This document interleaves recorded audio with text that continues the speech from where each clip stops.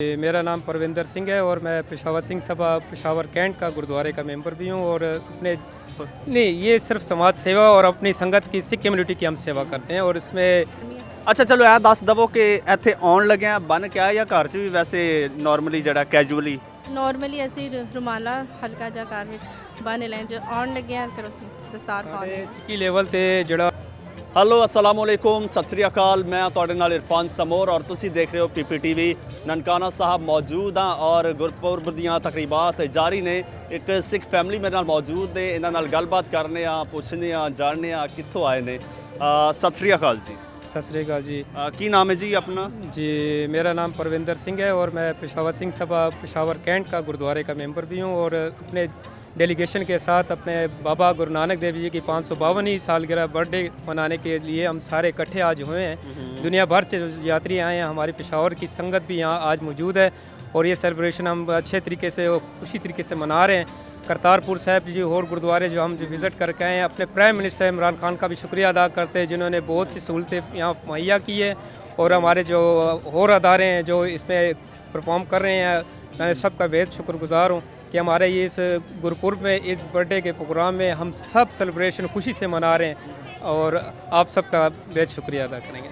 ਅੱਛਾ ਤੁਸੀਂ ਦੱਸਿਆ ਗੁਰਦੁਆਰੇ ਦੇ ਮੈਂਬਰ ਹੋ ਤਾਂ ਇਹ ਬਾय प्रोफेशन ਮੈਂਬਰ ਹੋ, फुल टाइम जॉब है या पार्ट टाइम कोई सेवा करते हो सिर्फ? नहीं, ये सिर्फ समाज सेवा और अपनी संगत की सिख कम्युनिटी की हम सेवा करते हैं। और इसमें जो बच्चे हैं, बुज़ुर्ग हैं, लेडीज़ हैं, उनके जो ख़ास पहलू होते हैं और जिस पे अमल करना होता है, गवर्नमेंट से जो इशू होते हैं उन पे हम काम करते हैं। वैसे की कर दे?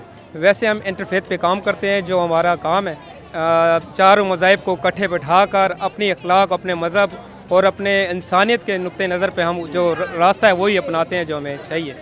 प्रोफेशन की या रोजी रोटी कितों कमाਉਂਦੇ? रोज़ी अपना बिज़नेस है कपड़े का जी। ये गवर्नमेंट्स का काम करता हूँ और लेडीज़ 3 पीस सूट का काम है मेरा लाहौर में और पेशावर में अपना बिज़नेस है। अच्छा, जी अपना भाभी जी ने? जी जी हाँ। भाभी जी की नाम है? My name is Sundar Kaur.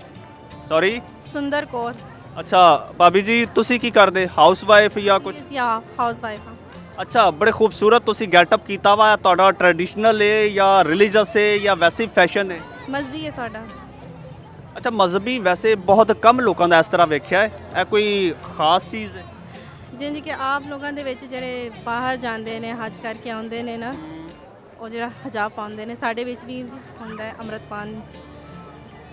ਅੱਛਾ ਭਾਬੀ ਜੀ ਇਹ ਦੱਸੋ, ਮੈਂ ਇੱਥੇ ਲੋਕਾਂ ਨਾਲ ਮਿਲ ਜੁਲ ਰਿਹਾ ਵਾਂ, ਕਾਫੀ ਸਾਰੇ ਲੋਕ ਦੇਖੇ ਨੇ, ਬਹੁਤ ਰਸ਼ ਲੱਗਾ ਵਾ।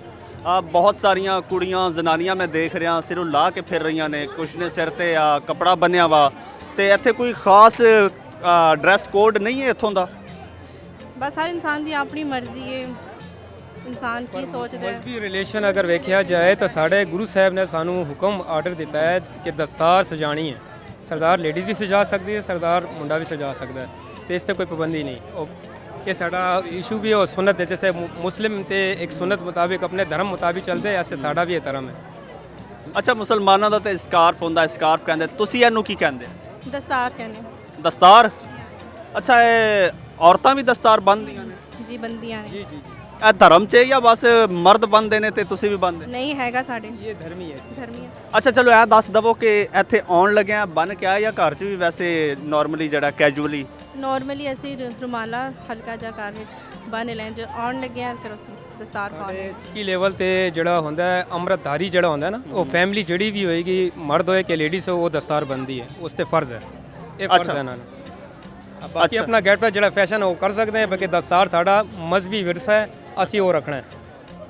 ਅੱਛਾ ਭਾਬੀ ਇੱਥੇ ਤੇ ਬੜਾ ਮਜ਼ਹਬੀ ਗੈਟਅਪ ਕਰਕੇ ਆਏ ਨੇ, ਮਾਸ਼ਾਅੱਲਾ ਬਹੁਤ ਅੱਛਾ ਲੱਗ ਰਿਹਾ, ਬਹੁਤ ਸੂਟ ਕਰ ਰਿਹਾ। ਤੇ ਵੈਸੇ ਨਾਰਮਲੀ ਜਿਹੜਾ ਤੁਸੀਂ ਫੈਸ਼ਨੇਬਲ ਹੋ ਜਾਂ ਬੜਾ ਰਿਲੀਜੀਅਸ ਹੋ? ਨਹੀਂ, ਮੈਂ ਵੀ ਫੈਸ਼ਨੇਬਲ ਨਹੀਂਗਾ। ਅੱਛਾ ਸਿੰਪਲ ਹੀ ਆ ਬਸ। ਅੱਛਾ, ਤੇ ਘਰ 'ਚ ਹਾਊਸ ਵਾਈਫ? ਜੀ ਜੀ ਹਾਊਸ ਵਾਈਫ। ਤੇ ਕੀ ਰੂਟੀਨ ਹੁੰਦੀ ਆ ਆਮ ਤੌਰ ਤੇ? ਡੇਲੀ ਰੂਟੀਨ ਹੁੰਦੀ ਹੈ ਬਸ, ਆਮ ਜੀ ਜਿਹੜੀ ਰੂਟੀਨ ਹੁੰਦੀ ਹੈ ਮਾਰਨਿੰਗ। ਅੱਛਾ, ਰਿਲੀਜੀਅਸ ਰੂਟੀਨ ਜਿਹੜੀ ਹੈ ਤੁਹਾਡੀ, ਉਹ ਇਬਾਦਤ ਵਗੈਰਾ ਡੇਲੀ ਬੇਸਿਸ ਤੇ ਕੀ ਹੁੰਦੀਆਂ ਨੇ? ਸਵੇਰ ਅੰਮ੍ਰਿਤ ਵੇਲੇ ਉੱਠਣਾ ਹੁੰਦਾ ਹੈ। ਅੰਮ੍ਰਿਤ ਵੇਲਾ ਕਿਹਨੂੰ ਕਹਿੰਦੇ?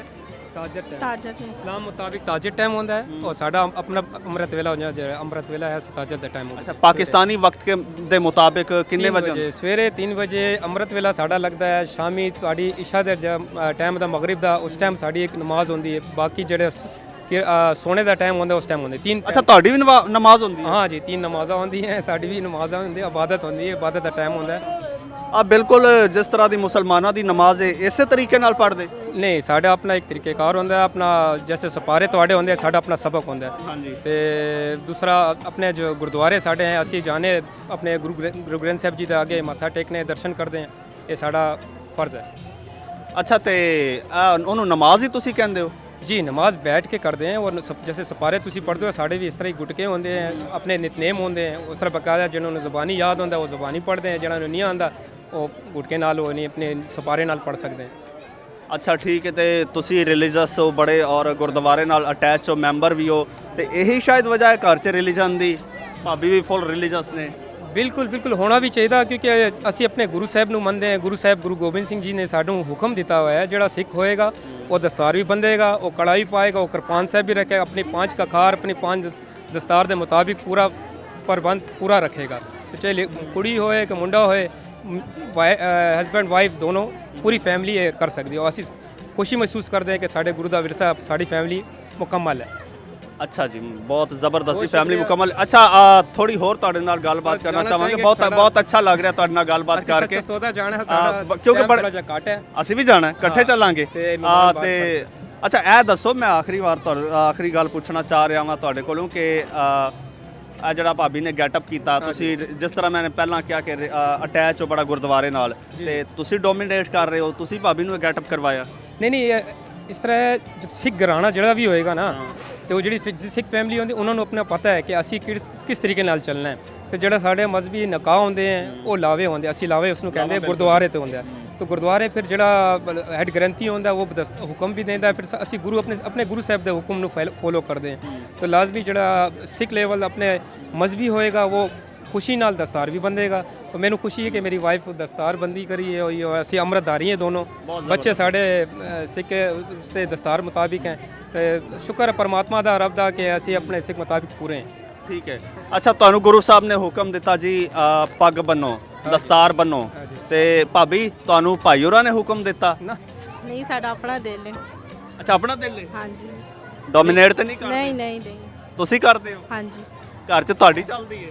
ਸਾਡੀ ਦੋਵਾਂ ਦੀ ਚੱਲਦੀ ਹੈ। ਅੱਛਾ ਜੀ ਬਹੁਤ ਜ਼ਬਰਦਸਤ ਜੀ ਫੁੱਲ ਰਿਲੀਜੀਅਸ ਗੈਟਅਪ ਕਰਕੇ ਨਨਕਾਣਾ ਸਾਹਿਬ ਆਏ ਨੇ ਮੱਥਾ ਟੇਕਣ ਹੁਣ ਇਹ ਫੈਮਿਲੀ ਚੱਲੀ ਹੈ ਅੱਗੇ ਕਿਹੜੇ ਗੁਰਦੁਆਰੇ ਚੱਲਿਓ ਜੀ? सच्चा सौदा जाना जी बस ਸੱਚਾ ਸੌਦਾ ਚੱਲੇ ਨੇ ਸਾਡੀ ਗਾੜੀ ਤਿਆਰ ਹੈ ਤੇ ਤੇ ਸਾਡੀਆਂ तमाम ਨੇਕ ਖਾਹਿਸ਼ਾਤ ਇਹਨਾਂ ਦੇ ਨਾਲ ਨੇ ਇਹਨਾਂ ਨਾਲ ਗੱਲਬਾਤ ਕੀਤੀ ਬਹੁਤ ਚੰਗਾ ਸਾਨੂੰ ਲੱਗਾ ਮੈਨੂੰ ਇਜਾਜ਼ਤ ਦਿਓ ਰੱਬ ਰਾਖਾ।